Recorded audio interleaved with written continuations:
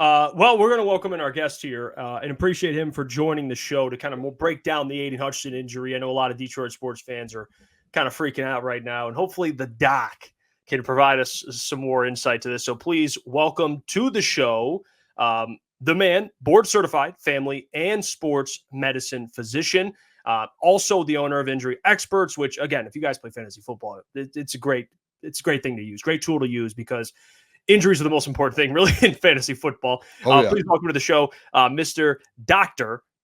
Jesse Morse. How you doing, Doc? Good. How are you guys?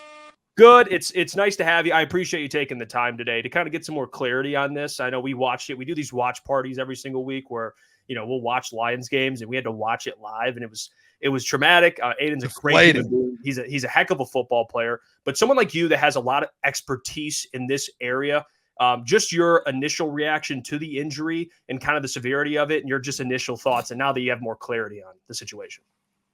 Yeah, it was just unfortunate. It was just a freak kind of fluke play. He was just coming around the corner and he came a little harder than I guess he should have. And the lineman was just placed in the wrong position. And it looked like he just kind of clipped the guy's shin basically. Yeah. But the force of, how fast he was going and how strong the other guy's leg is, you saw the knee or the lower leg basically kind of bend. And obviously that doesn't happen. That's like stuff from a movie. Yeah. And when you saw that, you knew something had to be fractured. You can't do that any other way. And most commonly we injure the fibula, the small one on the outside. That's what happened to Pacheco. But with this type of force and you saw how much movement the lower leg had, you pretty much had to do the tibia as well. And when you hear that, it's not good. It's a very, very strong bone. That's very hard to fracture, especially in a guy of that size. Yeah. He's a freak athlete. He's huge. So think about how hard it would be to break that bone, and also on the opposite end, think about how hard the guy's bone was in order for it to break his bone. Right. It's crazy, unfortunate, but definitely, unfortunate, no question. One thing too that I think we keep seeing around social media, and obviously there's going to be so many different things that pop up. And the one thing is the timetable of the injury. We've seen 4 months, 6 to 8 months, all these different things. And then Dan Campbell came in a press conference today and said, if there's one guy to not count out of being back, whether it's a Super Bowl or not, it's Aidan Hutchinson. Can you just kind of talk about? Is there ever a chance with this, like if it's like a clean or best case scenario? Yeah. I know it sounded tough, but where February 9th Lions make the Super Bowl where he's there, and then even kind of following that too into 2025, say he doesn't play this year, does this like type of injury, will it affect like his bend and his speed, or is it something that you can fully recover from? So initially when I heard that it was a tibia, we knew it was a tibia, but when we knew it was a tibia, we didn't know if the fibula was involved. Now, the fibula is involved. If the fibula is involved, is a bigger deal. So, if it was a mid-shaft tibia, which is basically kind of like right here, you can put a rod through that, and hopefully it doesn't affect the ankle, what we call mortise or joint, that much. That would have been in a quote-unquote ideal situation where he didn't have any ligament damage, where the bone stayed in the skin as opposed to popping out of the skin. And the fibula wasn't fractured. There's no nerve damage, and there's no syndesmotic or high ankle ligament damage. That would have been a perfect situation. In that scenario, he probably would have been able to come back. It would have been about 2 to 3 months, and with that time frame, I specialize in kind of optimizing healing, I guess you'd probably say. So I do a lot of stem cells. I help people with hyperbaric chambers and different types of IVs and different things that can optimize healing. So you can use that. Okay. But when he ended up, when they confirmed today, the Lions officially released it, that it was indeed a tibia plus a fibula. That tells me that there's a very good chance there is ligament damage, that the ankle, what I call the ankle mortise, which is down here, is all messed up. And the high ankle, which is the syndesmotic ligament, which is in between these two bones, which is he broke both of them. So you pretty much have to injure that. In so many words, you don't have to, but it's really hard not to. That's what makes it, I wouldn't say almost impossible, but very, very, very challenging for that time frame to come back. Okay. And Doc, with how bad would that injury look, do you think there's any positive outlook when you look at that and go, well, this could have been much worse? Because seeing pictures of that, seeing how the leg just fell back, it's like this almost is the worst case situation. So is there any way that this injury could have been worse? Oh, there's always can be worse. Yeah. I'm going to give you one name and you'll understand how it can be worse. Alex Smith. Oh man. Oh yeah, you're right, Doc. You're right.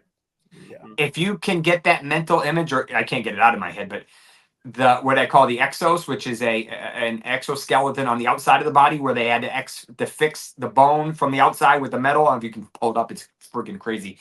That is potentially what could have happened. He had something like 19 surgeries to fix that knee, that lower extremity. So yes, it can unfortunately always get worse.